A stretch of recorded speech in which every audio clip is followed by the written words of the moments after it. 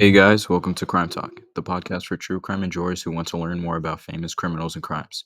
I'm your host, Isaiah, a pioneer middle school student and true crime enthusiast. In this episode, we're going to talk about the infamous D.B. Cooper. Who is he, and what did he do? Let's jump into it right now. On November 24th, 1971, a man by the name of Dan Cooper purchased a one-way ticket on Northwest Orient Airlines for Flight 305. It was from Portland, Oregon to Seattle, Washington. The FBI described Dan Cooper as a quiet man who appeared to be in his mid-40s wearing a business suit with a black tie and a white shirt. He also ordered a drink, bourbon and soda, while he waited for his flight to take off. Once aboard his flight, shortly after 3 p.m., Mr. Cooper handed a handwritten note to Florence Schaffner, a flight attendant on Flight 305. The note read, "I have a bomb and would like you to sit by me." Cooper then revealed in his briefcase that he had wires, batteries, and red sticks, supposedly explosives. Cooper then requested $200,000 in $20 bills, along with 4 parachutes. Experts say the reason he requested multiple parachutes is to put authorities under the impression that he was taking a hostage, and that would lower the probability that they would give him faulty equipment. The stewardess stood up from beside Mr. Cooper and walked and took the note to the cockpit to show the captain. The plane then landed at its destination in Seattle, where Mr. Cooper exchanged the plane's 36 passengers for his demands of money and the parachutes. Cooper then asked the pilot to set course for Mexico City. Somewhere between Seattle and Reno, a little after 8 p.m., the hijacker did the incredible.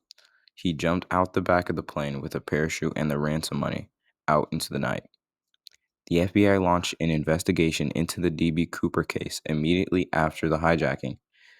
They called it Norjack for Northwestern Hijacking. The Norjack case lasted 45 years and had over 800 suspects that got narrowed down to 12. The FBI's biggest suspect was a man named Richard Floyd McCoy, who is still a favorite among many suspects because he performed a similar hijack 5 months after the D.B. Cooper case. But McCoy wasn't convicted because the flight attendant said that he didn't match Cooper's description, among many other things.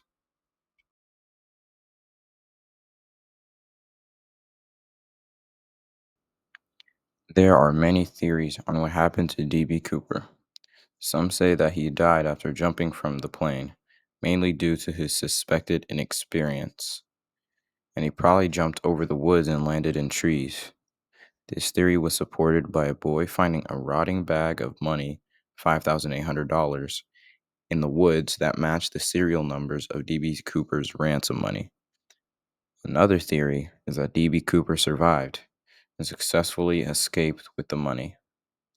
This theory is supported by many people claiming that their family members are D.B. Cooper, but officially, no one can really know who D.B. Cooper is and what happened to him.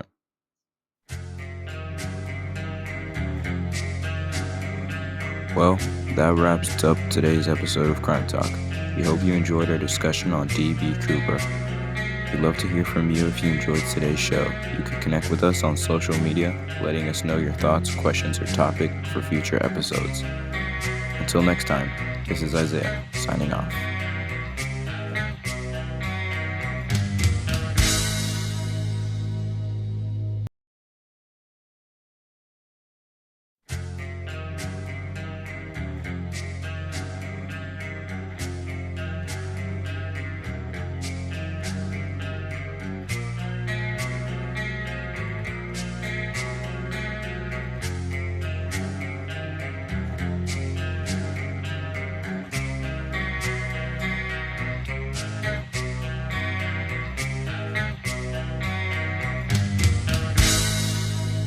Hey guys, welcome to Crime Talk, the podcast for true crime enjoyers who want to learn more about famous criminals and crimes.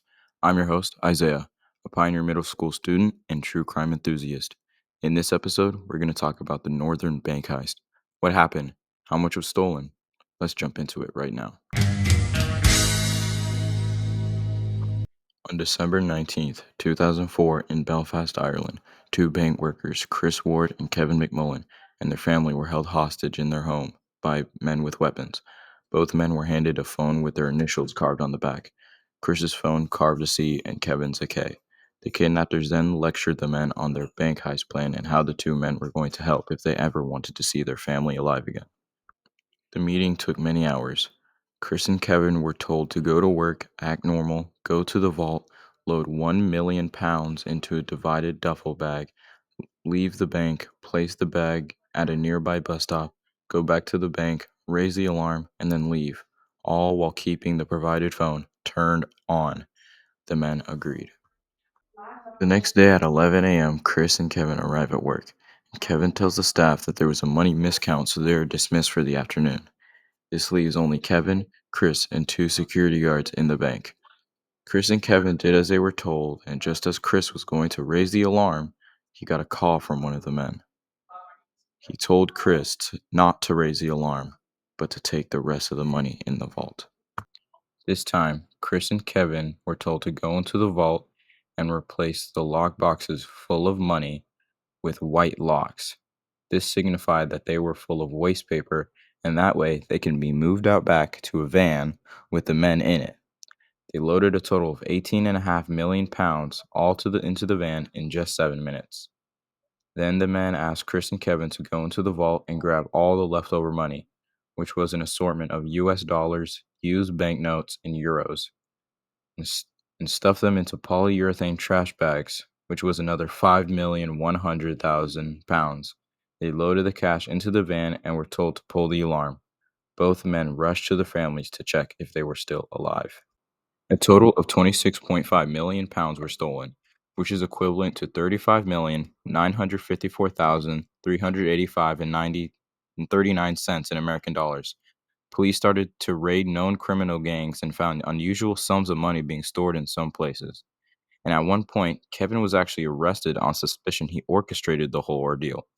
He was soon released from prison when officials admitted they had nothing. The perpetrators were not caught, and the bulk of the money was not found. The robbers had gotten away, and Northern Bank Heist is the largest heist in Irish history.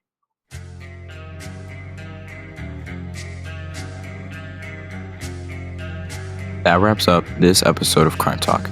We hope you enjoyed our discussion on the Northern Bank Heist. We'd love to hear from you if you enjoyed today's show.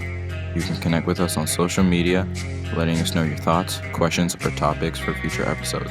Until next time, this is Isaiah signing off.